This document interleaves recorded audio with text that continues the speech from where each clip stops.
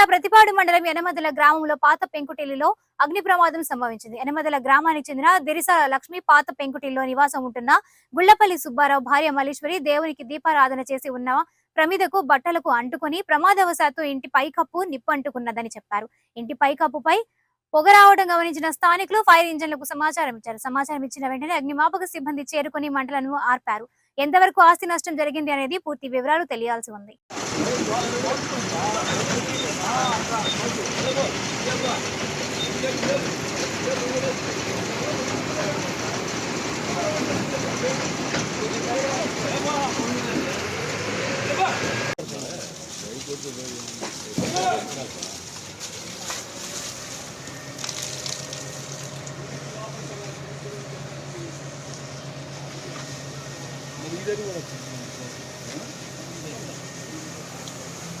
పొగదిలే water